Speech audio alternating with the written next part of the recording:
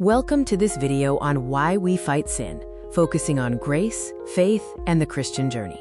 We begin by exploring the gift of grace and understanding the concepts of faith alone and Christ alone. Salvation is saved by grace alone. It is a free gift from God. We cannot earn it. Jesus' finished work on the cross paid the full price, meaning we don't add to it by being good enough.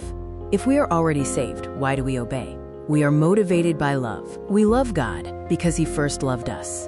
Our good works are a way of expressing our gratitude to Him.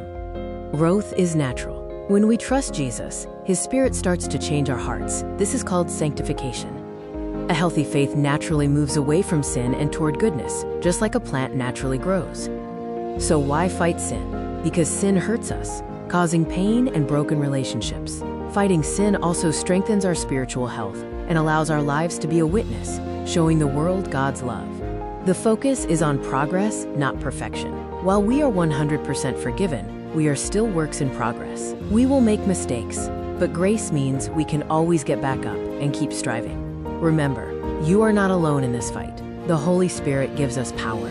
The Bible guides us, and the church provides encouragement from other believers.